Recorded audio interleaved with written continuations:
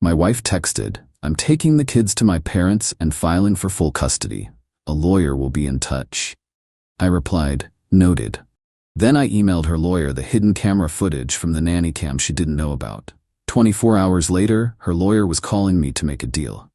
Original post I-36 mail got the text while sitting in a client meeting. My phone buzzed. I glanced down, and there it was. My wife Victoria, 34, had just blown up our marriage and weaponized our kids via text message. Taking Emma and Jake to my parents' house, filing for full custody. Don't try to contact us. A lawyer will be in touch. My 2 kids, Emma's 7, Jake's 5, the lights of my life. And she was just taking them. My client must have noticed my face change because he asked if everything was okay. I excused myself, walked to the bathroom, and read it 3 more times, each time hoping I'd misread it. I typed back one word, "Noted." Then I called my brother Daniel, who's a paralegal. "Can you meet me at my house in an hour? It's an emergency." See, what Victoria didn't know was that 6 months ago, after she'd started acting weird, late nights, secretive phone calls, sudden girls' trips, I'd installed nanny cams in our house. Not to spy on her, honestly. I was worried about the kids. She'd been drinking more, and I wanted to make sure they were safe when I wasn't home. The cameras were tiny, built into everyday objects. One in a fake plant in the living room, one in a clock in the kitchen, one in a picture frame in the hallway. All perfectly legal since it was my house too, and they were in common areas, not bedrooms or bathrooms. What those cameras captured over the last 6 months was illuminating. Victoria day drinking while the kids begged for lunch. Victoria passed out on the couch at 2 p.m. while Jake cried because he'd wet himself and she wouldn't wake up. Victoria on the phone with someone saying, "No, my idiot husband has no clue. He'll pay child support and alimony forever while I live my best life with you." But the worst? 3 weeks ago. Victoria's friend Brad coming over during the day. The kids were at school. What happened on my living room couch was definitely not a friendly visit. Multiple times, while wearing the anniversary necklace I'd bought her, I'd been building a case, planning to confront her with a marriage counselor, but she just declared war and used our kids as weapons. Daniel arrived at my house. I showed him the text, then pulled up the footage on my laptop. His jaw dropped. "Holy crap, Tom, this is gold. Can I use it? In a custody battle? Are you kidding? She's done. But you need a real lawyer, not me." He gave me a name. Melissa Hartley. Bulldog in the courtroom, apparently. I called her office, said it was an emergency custody situation. They got me in that afternoon. Melissa reviewed everything. The drinking, the neglect, the affair, the phone call about using me for money. "Mr. Thompson, I've seen a lot of custody cases. This is one of the clearest I've encountered. She's attempting parental alienation, but she's given us a gift by lawyering up first and putting everything in writing. What do I do?" Nothing. Let her think she's winning. When her lawyer contacts us, we'll respond appropriately. That was Tuesday. Wednesday morning, Victoria's lawyer called. Richard Pemberton from Pemberton and Associates. Fancy firm. Expensive. "Mr. Thompson, I represent Victoria Thompson in the matter of custody regarding Emma and Jake Thompson. My client is seeking full custody with supervised visitation for you, along with child support and spousal maintenance." Supervised visitation. Like I'm some kind of danger to my own kids. "I'll have my attorney contact you," I said calmly. "You should know," he continued, voice dripping condescension, "that my client has documented numerous instances of your absence from the home, your prioritization of work over family, and your emotional unavailability. We have a strong case." "Noted. My attorney will be in touch." I hung up and called Melissa. "Send him everything." "All of it?" "Every last second." She emailed him a selection of the greatest hits. Victoria drunk at noon. Victoria with Brad. Victoria openly planning to commit fraud for financial gain. Timestamps included. The subject line, "Re Thompson custody matter, evidence for review." Then we waited. Update 1, it took exactly 19 hours for Pemberton to call back. Not Victoria, not a secretary, the senior partner himself. "Mr. Thompson," his voice had lost all that smugness, "I think we should discuss this matter more pragmatically." "I'm listening." "Perhaps we were hasty. My client may have been emotional when she filed. We'd like to propose joint custody." Joint, from full custody with supervised visitation for me to joint, in 19 hours. Mr. Pemberton, your client took my children without warning, filed for full custody, and demanded I only see them under supervision. She's clearly established she doesn't believe in co-parenting. Now, let's not be hasty. I'll be filing for emergency temporary custody based on the documented neglect and substance abuse. My attorney will be in touch. Wait, Mr. Thompson, surely we can. I hung up. Within an hour, Victoria was blowing up my phone. 89 texts in 45 minutes. The highlights. How dare you show that to my lawyer? That footage is illegal. You've been spying on me, you creep. Brad means nothing. I was just stressed with the kids. You're never home anyway. This is your fault. Please don't do this. Think of the children. I'll ruin you. I screenshot everything and forwarded it to Melissa. Then came the family intervention. Her sister Natalie called first. Tom, what the hell? Victoria's crying, saying you're trying to steal the kids.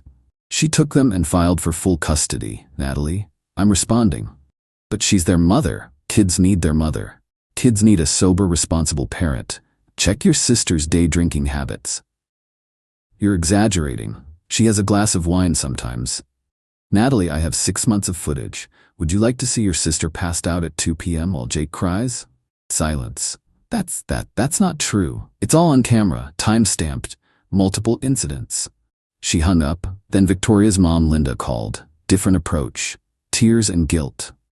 Tom, sweetheart, I know Victoria made mistakes, but please don't take my grandbabies away from her. She's getting help. She'll do better. Linda, she was getting help? While planning to take my kids and live off my money with her boyfriend? Boyfriend? What boyfriend? Oh, she didn't know about Brad. Ask your daughter about Brad. Ask her about what happened on our couch. Multiple times. Long pause. She said she was filing because you were absent and cold. I work 50 hours a week to support my family. I'm home every evening and weekend. I coach Jake's soccer team. I help Emma with her homework every night.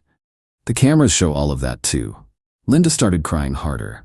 I didn't know. Your daughter is attempting to alienate my children from me while she's been day drinking and cheating. I'm protecting Emma and Jake. That's all. Thursday morning, emergency hearing. Victoria showed up looking perfect. Hair done, conservative dress, tears ready. Brad was nowhere to be seen. Her lawyer went first, trying to paint me as a vindictive spouse using illegally obtained bat footage to punish his wife for leaving. Then Melissa stood up. Your Honor, the footage was legally obtained from cameras in common areas of the marital home. But more importantly, let's review what they show. She played a compilation. Victoria stumbling drunk while Emma asked for help with homework. Victoria passed out while Jake hurt himself climbing on furniture. Victoria with Brad, edited for court but clear enough. The judge's face went from neutral to concerned to angry. Mrs. Thompson, the judge addressed Victoria directly. Do you dispute this is you in the footage? It's taken out of context. Is this you, yes or no? Yes, but... And this man is not your husband. Victoria's face went red. No. I see. And in this clip, you appear to be unconscious while your 5-year-old is in distress? I was just tired. The judge turned to Pemberton. Counselor, you filed for full custody with supervised visitation for Mr. Thompson based on what grounds exactly? Pemberton shuffled papers. Your Honor, we believed. You believed your client's version without investigation. I'm granting temporary custody to Mr. Thompson. Mrs. Thompson will have supervised visitation, pending substance abuse evaluation and parenting classes. The reverse. Complete reversal of what they demanded. Victoria exploded. You can't do this. I'm their mother. He tricked me. He's been planning this. Mrs. Thompson, control yourself or I'll hold you in contempt. This is He works all the time. He doesn't even know their teachers' names. I stood up calmly. Mrs. Rodriguez and Mr. Kim, Emma's favorite subject is science. She's reading at a 4th grade level. Jake loves art but struggles with letters. He's left-handed, so we got him special scissors. Emma is allergic to strawberries. Jake hates Brussels sprouts but loves broccoli if you put cheese on it. Victoria just stared. The judge nodded. Temporary custody to father. Will revisit in 90 days pending evaluations. Court dismissed. Update 2. The entitled meltdown after court was spectacular. Victoria followed me to the parking lot, Pemberton trying desperately to shut her up. You think you've won? I'll destroy you. I'll tell everyone what kind of man you really are. What kind is that, Victoria? A controlling, manipulative bastard who spies on his family, as opposed to a drunk who neglects her kids while screwing around? She actually tried to slap me in front of her lawyer in the courthouse parking lot with security cameras everywhere. I stepped back, she missed and nearly fell over. "Victoria, stop!" Pemberton grabbed her arm. "You're making things worse." "Get off me. You're fired anyway. You said this would be easy." She stormed off to her car, her BMW that I paid for, and peeled out. That evening, I picked up the kids from Victoria's parents' house. Linda had been crying. She hugged me at the door. "Tom, I'm so sorry. I didn't know. She told us you were controlling, abusive." "I'm just here for the kids, Linda." Emma and Jake came running. "Daddy, are we going home?" "Yeah, kids, we're going home. Mommy said we were going to live at Grandma's forever." Jake said, "Well, plans change, buddy. You're coming home with me." Victoria's dad, Robert, pulled me aside. "Tom, is it true? The drinking? The other man?" I just nodded. His face hardened. "We didn't raise her like this." In the car, Emma asked, "Daddy, why was Mommy so mad?" "Adult stuff, sweetheart. Don't worry about it. She said you were mean to her." "What do you think? Am I mean?" Emma thought about it. "No, you make us breakfast, and you help with homework, and you fixed my bike."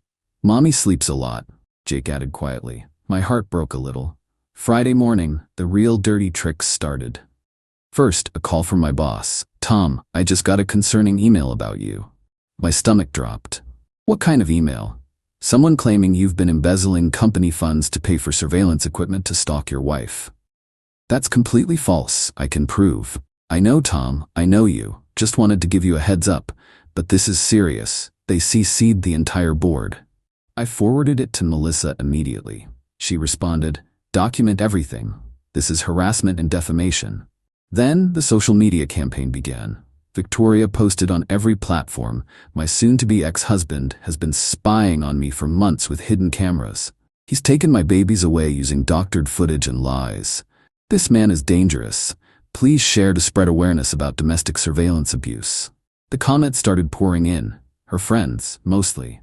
People who didn't know the real story. Calling me a creep, an abuser, worse. But then something interesting happened. Our neighbor, Mrs. Patterson, commented, "Victoria, I've seen you stumbling drunk at 1 p.m. multiple times. Tom coaches both kids' sports and does school pickup half the time. Stop lying." Another neighbor, "Maybe don't pass out drunk while your kids are home alone? Just a thought." Emma's teacher even chimed in.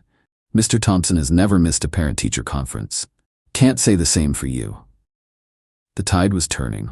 Saturday brought a new low. Victoria showed up at the house at 6 a.m., drunk or high, demanding to see her babies. "Victoria, you have supervised visitation starting Monday. You can't be here." "Screw your visitation. They're my kids." She started pounding on the door. The kids woke up scared. "Daddy, why is Mommy yelling?" Jake was crying. "She's just upset, buddy. Go back to your room, I'll handle it." I called 911. My wife is at my door, intoxicated, violating a custody order. Victoria heard me and went ballistic. Started kicking the door, screaming obscenities. The neighbors came out. When the cops arrived, she tried to play victim. "Officers, this man has stolen my children. I just want to see my babies." "Ma'am, have you been drinking?" "That's not, I had 1 glass of wine." "At 6 a.m.? They breathalyzed her. 0.12 at 6 in the morning. "Ma'am, you're under arrest for public intoxication and violation of a custody order." "You can't arrest me. I'm a mother. He's the criminal.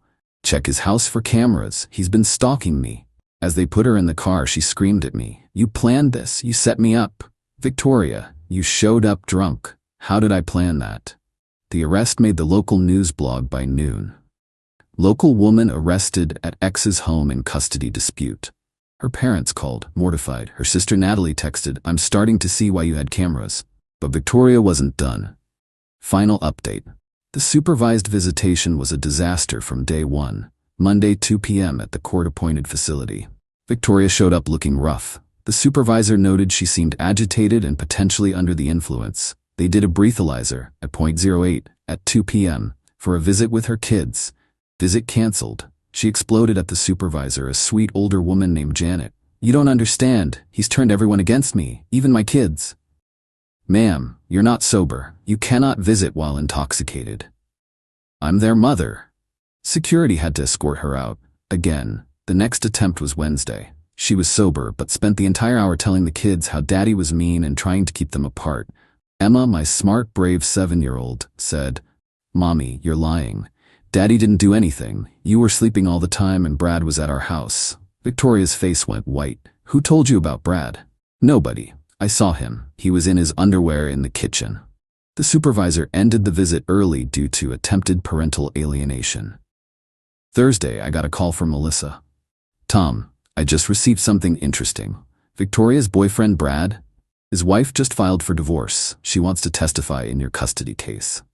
Brad's wife, Heather, was a gold mine. She had texts, emails, evidence of Brad and Victoria's 6-month affair. Plans to move in together once Victoria got the house and the divorce and alimony. Victoria had texted Brad, "Tom's so stupid. I'll get the house, custody, and at least $4 a month. We can live so well." Brad had responded, "What if he finds out about us?"